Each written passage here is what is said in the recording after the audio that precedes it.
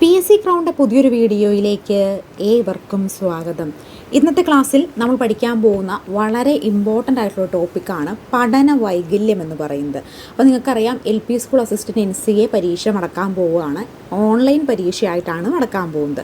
അപ്പോൾ ഈ ഓൺലൈൻ പരീക്ഷ എന്ന് പറയുമ്പോൾ കുറേ ഉദ്യോഗാർത്ഥികൾ ആദ്യമായിട്ടായിരിക്കും ഓൺലൈൻ പരീക്ഷയൊക്കെ എഴുതുന്നത്. അപ്പോൾ ഓൺലൈൻ പരീക്ഷ എന്താണ്, അത് എങ്ങനെയാണ് അറ്റൻഡ് ചെയ്യേണ്ടത് തുടങ്ങിയ കാര്യങ്ങളെല്ലാം കഴിഞ്ഞ ക്ലാസ്സിൽ ഞാനൊരു വീഡിയോ ഒക്കെ ചെയ്തിട്ടുണ്ടായിരുന്നു കേട്ടോ. അപ്പോൾ NCAയുടെ LPSCയുടെ പരീക്ഷ എഴുതാൻ പോകുന്ന ഉദ്യോഗാർത്ഥികളുടെ വീഡിയോ കണ്ട് നോക്കുവാണെങ്കിൽ നിങ്ങൾക്ക് അത് ഉപകാരപ്പെടുന്നതായിരിക്കും. LPSC NCAക്ക് വേണ്ടി ഇനി ഓൺലൈൻ പരീക്ഷ ആയതുകൊണ്ട് തന്നെ ഇനി ആദ്യമായിട്ട് എഴുതുമ്പോൾ ടെൻഷനൊക്കെ ഉണ്ടെങ്കിൽ ആ ടെൻഷൻ ഫ്രീ ആകാൻ വേണ്ടിയിട്ട് നമ്മൾ 25 ഓൺലൈൻ മോഡൽ പരീക്ഷകൾ സെറ്റ് ചെയ്തിട്ടുണ്ട് കേട്ടോ. അപ്പോൾ നിങ്ങൾക്ക് ആർക്കെങ്കിലും ഈ ഓൺലൈൻ മോഡൽ പരീക്ഷകൾ എഴുതാൻ താല്പര്യമുണ്ടെങ്കിൽ സ്ക്രീനിൽ കാണുന്ന നമ്പറിൽ വാട്സപ്പിൽ LPSC NCA എന്ന് പറഞ്ഞ് മെസ്സേജ് ചെയ്യുക. അതുകൂടാതെ സിലബസിനെ മുഴുവൻ കവർ ചെയ്തുകൊണ്ട് social science, maths, Malayalam, English, psychology, pedagogy, biology, chemistry, physics അങ്ങനെ എല്ലാ സബ്ജക്റ്റിനും സെപ്പറേറ്റ് ക്വസ്റ്റ്യൻ ബാങ്കും ഇതുവരെ LPSC നടന്നിട്ടുള്ള മുഴുവൻ മുൻവർഷ ചോദ്യങ്ങളും അതിൻ്റെ ഉത്തരങ്ങളും 2024ലെയും 2023 LPSCയുടെ സിലബസിനോട് സിമിലാരിറ്റി വരുന്ന തിരഞ്ഞെടുത്ത മുൻവർഷ ചോദ്യങ്ങൾ 2024 ഏകദേശം 25 ചോദ്യപേപ്പറും 2023 ഏകദേശം 26 ചോദ്യപേപ്പറും അതിൻ്റെ ഉത്തരങ്ങളും അത് പ്രാക്ടീസ് ചെയ്യാനുള്ള OMR ഷീറ്റും 25 ഓൺലൈൻ മോഡൽ എക്സാം നമ്മളിവിടെ സെറ്റ് ചെയ്തിട്ടുണ്ട് നിങ്ങൾക്ക് വേണ്ടി. അപ്പോൾ നിങ്ങൾക്ക് നല്ലൊരു റിവിഷൻ എന്ന രീതിയിൽ ഈ ക്വസ്റ്റ്യൻ ബാങ്ക് സെറ്റ് ഉപയോഗപ്പെടുത്താവുന്നതാണ്. അപ്പോൾ ഈ വീഡിയോ കാണുന്ന ഓരോരുത്തരും ഈ വാട്സപ്പ് നമ്പറിൽ മെസ്സേജ് ചെയ്യുക. LPSC NCA എന്ന് പറഞ്ഞ് മെസ്സേജ് ചെയ്താൽ നിങ്ങൾക്ക് ക്വസ്റ്റ്യൻ ബാങ്ക് സെറ്റ് കിട്ടുന്നതായിരിക്കും. അത്ര ഡീറ്റെയിൽ ആയിട്ട് നമ്മൾ ഈ ക്വസ്റ്റ്യൻ ബാങ്ക് സെറ്റ് ചെയ്തെടുത്തിട്ടുണ്ട് കേട്ടോ. നിങ്ങൾക്കത് റിവിഷൻ ഉപയോഗപ്പെടുത്താൻ നിങ്ങൾക്ക് നല്ല രീതിയിൽ എല്ലാ പോർഷൻസ് കവർ ചെയ്ത് പോകാൻ പഠിച്ചു തുടങ്ങാത്തവരും പഠിച്ചു തീർന്ന് റിവിഷൻ നോക്കുന്നവരും പഠിച്ച് പകുതി ആയവർക്കൊക്കെ ഇത് ഉപകാരപ്പെടുന്നതായിരിക്കും. അത്ര ഡീറ്റെയിൽ ആയിട്ട് തന്നെ നമ്മൾ ചെയ്തെടുത്തിട്ടുണ്ട്. ഇനിയും നിങ്ങളുടെ മുമ്പിൽ ദിവസങ്ങളുണ്ട്. ഇനി കുറച്ച് ദിവസമല്ലേ ഉള്ളൂ, ഇനി എന്ത് ചെയ്യാനെന്ന് ഓർക്കുന്നുണ്ടാവും ചിലപ്പോൾ. പക്ഷേ അങ്ങനെ വിചാരിക്കരുത്. നിങ്ങൾ നല്ല രീതിയിൽ previous year question paper work out ചെയ്ത് പഠിക്കുകയാണെങ്കിൽ ഉറപ്പ് പറയുന്ന ഒരു 10-30 മാർക്കിന് നിങ്ങൾക്ക് പ്രീവിയസ് ഇയർ ക്വസ്റ്റ്യൻ പേപ്പറിൽ നിന്ന് തന്നെ കാട്ടും. കാരണം PSC എന്ന് പറയുന്നത് എപ്പോഴും റിപ്പീറ്റഡ് ചോദ്യങ്ങൾ ചോദിക്കുന്ന ഒരു സെക്ഷനാണ്. അപ്പോൾ ഒരു പ്രീവിയസ് ഇയർ കുറേ ക്വസ്റ്റ്യൻ പേപ്പർ വർക്കൗട്ട് ചെയ്ത് പോയിട്ടുണ്ടെങ്കിൽ ഒത്തിരി റിപ്പീറ്റഡ് ചോദ്യങ്ങൾ കിട്ടും. അതിനുവേണ്ടി നമ്മൾ ഒരു ബൾക്ക് സെറ്റ് LPSCയുടെ പ്രീവിയസ് ഇയർ ക്വസ്റ്റ്യൻ പേപ്പർ വെച്ചിട്ടുണ്ട് കേട്ടോ. അതിൻ്റെ കൂടെ നിങ്ങൾക്കത് പ്രാക്ടീസ് ചെയ്ത് പഠിക്കാവുന്നതാണ്. ഇനിയുള്ള ദിവസങ്ങൾ നിങ്ങൾക്ക് നല്ല രീതിയിൽ പ്രയോജനപ്പെടുത്താവുന്നതാണ്. നിങ്ങൾ പറ്റില്ല എന്നൊക്കെ ഓർത്തിരുന്ന് നിങ്ങൾ അവിടെ ഇരിക്കുകയേ ഉള്ളൂ, ഒരിക്കലും മുന്നോട്ട് വരാൻ സാധിക്കില്ല. ഇനിയുള്ള ദിവസങ്ങൾ നിങ്ങളെ കൊണ്ട് പറ്റും. അതിന് വേണ്ടിയിട്ട് ഫുൾ സപ്പോർട്ട് നമ്മൾ നൽകുന്നതാണ്. ഈ സ്ക്രീനിൽ കാണുന്ന നമ്പറിൽ ഇത് വീഡിയോ കാണുന്ന എല്ലാവരും LPSCക്ക് വേണ്ടി പഠിക്കുന്ന എല്ലാവരും വാട്സപ്പ് മെസ്സേജ് ചെയ്യുക കേട്ടോ. നിങ്ങൾ LPUP ഇൻ്റർവ്യൂവിന് വേണ്ടിയിട്ടാണ് പ്രിപ്പയർ ചെയ്യുന്നതെങ്കിൽ ഇൻ്റർവ്യൂവിന് വേണ്ടിയിട്ട് 10 മോഡൽ എക്സാമും LPUPയുടെ ഇൻ്റർവ്യൂവിന് ചോദിക്കാൻ സാധ്യതയുള്ള മുഴുവൻ ചോദ്യങ്ങളെ ഉൾക്കൊള്ളിച്ചുകൊണ്ടുള്ള ക്വസ്റ്റ്യൻ ബാങ്ക് സെറ്റും തയ്യാറാണ്. അപ്പോൾ LPSCയുടെ ഇൻ്റർവ്യൂവിന് വേണ്ടിയിട്ടാണ് LPUP ഇൻ്റർവ്യൂ എന്ന് പറഞ്ഞ് മെസ്സേജ് അയക്കുക. LPSCയുടെ ക്വസ്റ്റ്യൻ ബാങ്കാണ് LPSC NCA എന്ന് പറഞ്ഞ് മെസ്സേജ് അയക്കുക. നിങ്ങൾക്ക് ക്വസ്റ്റ്യൻ ബാങ്ക് സെറ്റ് ലഭ്യമാണ്. അപ്പോൾ ആദ്യമായിട്ടാണ് PSC ക്രൗൺ യൂട്യൂബ് ചാനൽ കാണുന്നെങ്കിൽ ഒന്ന് സബ്സ്ക്രൈബ് ചെയ്ത് സപ്പോർട്ട് ചെയ്യണേ. അതുപോലെ എല്ലാവരും വീഡിയോ ഒന്ന് ലൈക്ക് അടിച്ച ശേഷവും സബ്സ്ക്രൈബ് ചെയ്തതിന് ശേഷം തുടർന്ന് വീഡിയോ കാണാനായിട്ട് ശ്രമിക്കുക. അപ്പോൾ നമുക്ക് ക്ലാസ്സിൽ ഏറ്റവും ഇമ്പോർട്ടൻ്റ് ആയിട്ട് ടോപ്പിക്കാണ് ഇത്. ഈ ഒരു ടോപ്പിക്ക് ഇല്ലാത്തൊരു പരീക്ഷ ഉണ്ടെന്ന് പറയാൻ പറ്റില്ല, അത്ര ഇമ്പോർട്ടൻ്റ് ആണ് പഠന വൈകല്യം എന്ന് പറയുന്നത്. അപ്പോൾ പഠന വൈകല്യം BEdനായാലും TTCക്കായാലും പഠിക്കാനുള്ള ടോപ്പിക്കാണ്, ഇമ്പോർട്ടൻ്റ് ടോപ്പിക്ക് കൂടിയാണ്. അപ്പോൾ നമുക്ക് പഠന വൈകല്യത്തെക്കുറിച്ച് നോക്കാം. പഠന പ്രശ്നമാണ് ഈ പഠന വൈകല്യം. പഠന വൈകല്യം എന്ന് പറഞ്ഞാൽ എന്താ? ജനിതക സംബന്ധമായിട്ടുള്ളൊരു പ്രശ്നമാണ്. പഠന വൈകല്യത്തിന് കാരണമായ പ്രധാന ഘടകം പാരമ്പര്യ ഘടകങ്ങളാണ്. പഠന വൈകല്യത്തിന് പ്രധാനപ്പെട്ട കാരണം എന്താണ്? പാരമ്പര്യ ഘടകങ്ങളാണ്. കേന്ദ്ര നാഡീവ്യൂഹത്തിൻ്റെ പ്രവർത്തന വൈകല്യം മൂലം സംഭവിക്കുന്നതാണ് പഠന വൈകല്യം. അപ്പോൾ കേന്ദ്ര നാഡീവ്യൂഹത്തിൻ്റെ പ്രവർത്തന വൈകല്യം മൂലമാണ് എന്ത് സംഭവിക്കുന്നത്? പഠന വൈകല്യം സംഭവിക്കുന്നത്. ആ പഠനത്തിൽ ആവിർഭവിച്ചിരിക്കുന്ന അടിസ്ഥാനപരമായ ഒന്നോ അതിലധികമോ മാനസിക പ്രക്രിയയിലുള്ള തകരാറാണ് പഠന വൈകല്യം. ജനിതക സംബന്ധിയായ ഒരു പ്രശ്നം കൂടിയാണിത്. പഠന വൈകല്യത്തിന് കാരണമായ പ്രധാന ഘടകം പാരമ്പര്യ ഘടകങ്ങളാണ്. കേന്ദ്ര നാഡീവ്യൂഹത്തിൻ്റെ പ്രവർത്തന വൈകല്യം മൂലം സംഭവിക്കുന്നതാണ് ഏത്? പഠന വൈകല്യം എന്ന് പറയുന്നത്. പഠന വൈകല്യങ്ങളെ പ്രധാനമായിട്ട് നമുക്ക് 4ആയി തരംതിരിക്കാം. വായനാ വൈകല്യം, ലേഖന വൈകല്യം, ഗണിത വൈകല്യം, സംസാര ഭാഷ അപഗ്രന്ഥന വൈകല്യം. അപ്പോൾ എന്താണ്? നമുക്ക് വൈകല്യങ്ങളെ എത്രയായി തരംതിരിക്കാം? 4ആയി തരംതിരിക്കാം. ഏതൊക്കെയാണ്? വായനാ വൈകല്യം, ലേഖന വൈകല്യം, ഗണിത വൈകല്യം, സംസാര ഭാഷ അപഗ്രന്ഥന വൈകല്യം. അപ്പോൾ നിങ്ങൾ LPSC NCAക്ക് വേണ്ടി പഠിക്കുന്ന ഉദ്യോഗാർത്ഥി, LPUP ഇൻ്റർവ്യൂവിന് വേണ്ടി തയ്യാറെടുക്കുന്ന ഉദ്യോഗാർത്ഥിയാണെങ്കിൽ പോലും നിങ്ങൾ മെസ്സേജ് അയക്കുക. നിങ്ങൾക്ക് വേണ്ടി question bank set, model exam ഒക്കെ ഇവിടെ റെഡിയാണ് കേട്ടോ. നിങ്ങൾക്ക് അതെല്ലാവർക്കും നൽകുന്നതായിരിക്കും. അപ്പോൾ എല്ലാവരും ഈ ഒരു നമ്പറിൽ, സ്ക്രീനിൽ കാണുന്ന നമ്പറിൽ നിർബന്ധമായിട്ട് വീഡിയോ കാണുന്ന എല്ലാവരും മെസ്സേജ് അയക്കുകയാണ്. നിങ്ങൾക്ക് ക്വസ്റ്റ്യൻ ബാങ്ക് സെറ്റ് ലഭിക്കുന്നതായിരിക്കും. അപ്പോൾ വായനാ വൈകല്യമുണ്ട്, ലേഖന വൈകല്യമുണ്ട്, ഗണിത വൈകല്യമുണ്ട്, സംസാര ഭാഷ അപഗ്രന്ഥന വൈകല്യമുണ്ട്.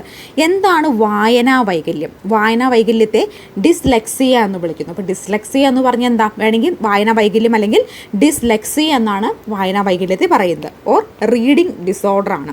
ലക്ഷണങ്ങൾ എന്താ, അക്ഷരങ്ങൾ, ചിഹ്നങ്ങൾ, ശബ്ദവും മാറിപ്പോവുക, അർത്ഥബോധത്തോടെ വായിക്കാൻ കഴിയാതിരിക്കുക, വാക്കുകളോ വരികളിൽ തന്നെയോ വിട്ടുപോവുക, അക്ഷരം മാറിപ്പോവുക, ഇല്ലാത്ത വാക്കുകൾ ചേർത്ത് വായിക്കുക, തപ്പിത്തടഞ്ഞുള്ള വായന തുടങ്ങിയവയ്ക്കാണ് എന്ത്, വായനാ വൈകല്യം. അപ്പോൾ ഡിസ്ലെക്സിയാണ് വായനാ വൈകല്യം ഓർ റീഡിംഗ് ഡിസോർഡർ എന്ന് വിളിക്കാം. അക്ഷരങ്ങളും ചിഹ്നങ്ങളും ശബ്ദവും മാറിപ്പോവുക, അർത്ഥബോധത്തോടെ വായിക്കാൻ കഴിയാതിരിക്കുക, വാക്കുകളോ വരികളോ തന്നെ വിട്ടുപോവുക, അക്ഷരം മാറിപ്പോവുക, ഇല്ലാത്ത വാക്കുകൾ ചേർത്ത് വായിക്കുക, തപ്പിത്തടഞ്ഞു വായിക്കുക. ഇതൊക്കെ എന്തിനകത്ത് വരുന്നു? ഇതൊക്കെ ഡിസ്ലെക്സിയ എന്ന് പറയുന്ന വായനാ വൈകല്യത്തിലാണ് വരുന്നത്. അടുത്തത് ലേഖന വൈകല്യമാണ് കേട്ടോ. അതായത് ഡിസ്ഗ്രാഫിയ, ലേഖന വൈകല്യം. അത് റൈറ്റിംഗ് ഡിസോർഡർ ആണ് ഡിസ്ഗ്രാഫിയ എന്ന് പറഞ്ഞത്. ലക്ഷണങ്ങൾ ഏതൊക്കെയാണ്? അതായത് ലേഖനം വൈകല്യം ലിഖിത പ്രകടനശേഷിയെ മൊത്തത്തിൽ ബാധിക്കുന്നു. കൈയക്ഷരം, സ്പെല്ലിങ്, ആശയങ്ങൾ രൂപീകരിച്ച് എഴുതാൻ എന്നിവയിൽ പ്രയാസങ്ങൾ അനുഭവപ്പെടുന്നു. അക്ഷരങ്ങൾ, വാക്കുകൾ എന്നിവ വിട്ടുപോകുകയോ കൂട്ടിച്ചേർക്കുകയോ ചെയ്യുന്നു. അതുപോലെ അക്ഷരങ്ങൾ കണ്ണാടിയിൽ എന്ന പോലെ തിരിഞ്ഞു പോകുന്നു. എഴുത്തിൽ വൃത്തിയും വെടുപ്പും ഇല്ലാതിരിക്കുന്നു. സാവകാശം എഴുതുന്നു. ഇതൊക്കെ എന്താണ്? ഇതൊക്കെ റീഡിംഗ് ഡിസോർഡറിൽ പെടുന്ന ഡിസ്ഗ്രാഫി എന്നാണ് ഇതിനെ വിളിക്കുന്നത്, റീഡിംഗ് ഡിസോർഡറിനെ വിളിക്കുന്നത്. അപ്പോൾ ലേഖന വൈകല്യം ലിഖിത പ്രകടനശേഷിയെ മൊത്തത്തിൽ ബാധിക്കുന്നുണ്ട്. കൈയക്ഷരം, സ്പെല്ലിങ്, ആശയങ്ങൾ രൂപീകരിച്ച് എഴുതൽ എന്നിവയിൽ പ്രയാസങ്ങൾ അനുഭവപ്പെടുന്നു. അക്ഷരങ്ങൾ, വാക്കുകൾ എന്നിവ വിട്ടുപോകുകയോ കൂട്ടിച്ചേർക്കുകയോ ചെയ്യുന്നു. അക്ഷരങ്ങൾ കണ്ണാടിയിൽ എന്ന പോലെ തിരിഞ്ഞു പോകുന്നു. എഴുത്തിൽ വൃത്തിയിലും വെടുപ്പില്ലാതിരിക്കുന്നു. സാവകാശം എഴുതുന്നു. ഒക്കെ എന്താണ്? ലേഖന വൈകല്യം അല്ലെങ്കിൽ ഡിസ്ഗ്രാഫിയയിൽ പെടുന്നതാണ്. ഇനി അടുത്തതാണ് ഗണിത വൈകല്യം, ഡിസ്കാൽക്കുലിയ ഓർ മാത്തമാറ്റിക്കൽ ഡിസോർഡർ എന്ന് വിളിക്കാം. എന്തൊക്കെ ലക്ഷണങ്ങൾ? അക്കങ്ങളും സംഖ്യകളും എഴുതുന്നതിനും കണക്ക് കൂട്ടുന്നതിനും പ്രയാസം അനുഭവപ്പെടുന്നു.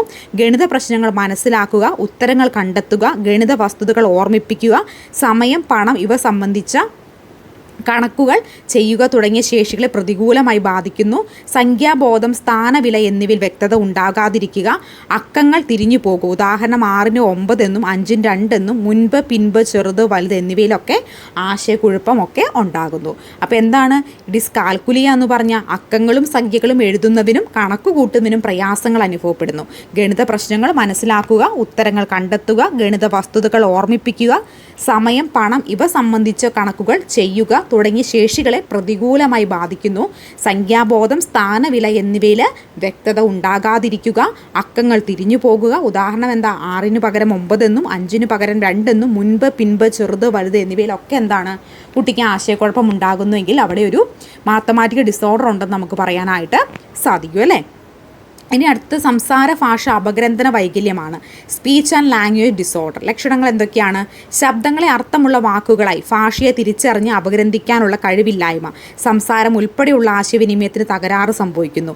ഭാഷാ സ്വീകരണത്തിലും പ്രകടനത്തിലും ബുദ്ധിമുട്ട്, ഉചിതമായ വാക്കുകളെ ഉച്ചരിക്കാൻ കിട്ടില്ല, പഞ്ചേന്ദ്രിയങ്ങളുടെ വായിക്കാൻ വിവരങ്ങളെ അപഗ്രന്ഥിച്ച് മനസ്സിലാക്കാൻ കഴിയാതെ വരുന്നു. മുൻകൂട്ടി കണ്ടെത്തിയ ഉപചിതമായ അനുരൂപീകരണ പഠന ശീലങ്ങളിലൂടെ ഈ വൈകല്യത്തിന് തീവ്രത കുറയ്ക്കാവുന്നതും ആണ്. അപ്പോൾ എന്താണ് സംസാര ഭാഷ അപഗ്രന്ഥന വൈകല്യത്തിൽ? ശബ്ദങ്ങളെ അർത്ഥമുള്ള വാക്കുകളായും ഭാഷയെ തിരിച്ചറിയാനും അപഗ്രന്ഥിക്കാനുമുള്ള കഴിവില്ലായ്മയൊക്കെ ഈ സംസാര ഭാഷ അപഗ്രന്ഥന വൈകല്യത്തിൽ പെടുന്നതാണ്. അപ്പോൾ ഈ പഠന വൈകല്യങ്ങൾ എന്ന് പറഞ്ഞാൽ വളരെ ഇമ്പോർട്ടൻ്റ് ആയിട്ടുള്ള ടോപ്പിക്കാണ്. അത് ഉറപ്പായിട്ടും ചോദിക്കാൻ സാധ്യതയുള്ളൊരു ടോപ്പിക് കൂടിയാണ്. അപ്പോൾ നിങ്ങൾ ഇൻ്റർവ്യൂവിന് വേണ്ടിയിട്ടാണെങ്കിലും LPSC NCAക്ക് വേണ്ടിയിട്ടാണെങ്കിലും കൃത്യമായിട്ട് ഈ ഒരു ടോപ്പിക്ക് നന്നായിട്ട് പഠിച്ചിട്ട് വേണം കേട്ടോ പോകാൻ. അത്ര ഇമ്പോർട്ടൻ്റ് ആണ്. അപ്പോൾ നിങ്ങൾക്ക് ആർക്കെങ്കിലും ക്വസ്റ്റ്യൻ ബാങ്ക് സെറ്റ് LPSCയുടെയോ LPSC NCAയുടെയോ LP UP ഇൻ്റർവ്യൂവിൻ്റെയോ മോഡൽ എക്സാമും ക്വസ്റ്റ്യൻ ബാങ്ക് സെറ്റൊക്കെ വേണമെങ്കിൽ തീർച്ചയായിട്ടും മെസ്സേജ് അയയ്ക്കുക കേട്ടോ.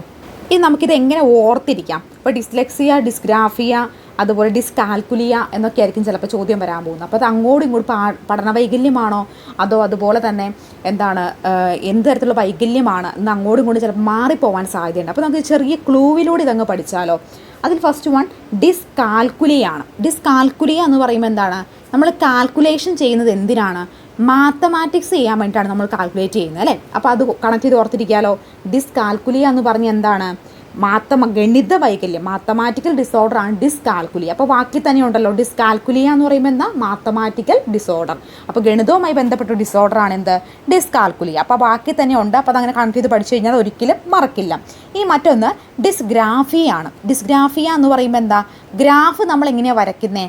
കൈകൊണ്ടാണല്ലേ വരയ്ക്കുന്നത്. കൈകൊണ്ട് തന്നെയാണ് നമ്മൾ എന്ത് ചെയ്യുന്നത്?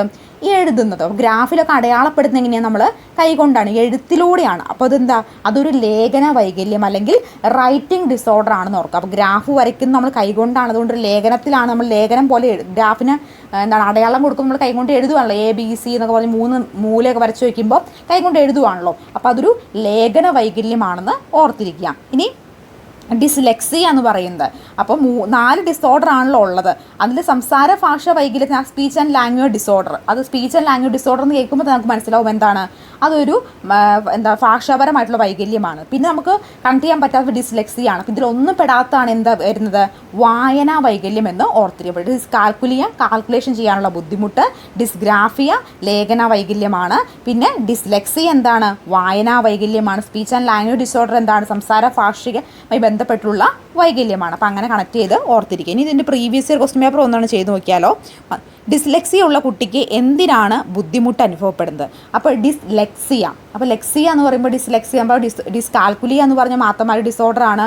അതുപോലെ തന്നെ ഡിസ്ഗ്രാഫിയ എന്ന് പറഞ്ഞ ലേഖനമായി ബന്ധപ്പെട്ടിട്ടുള്ള വൈകല്യമാണ്.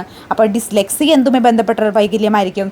ഭാഷ, വായനയുമായി ബന്ധപ്പെട്ടിട്ടുള്ള ഭാഷ ശരിയായി ഉപയോഗിക്കുന്നതിനുമായി ബന്ധപ്പെട്ടുള്ള വൈകല്യമാണ് ഏത്?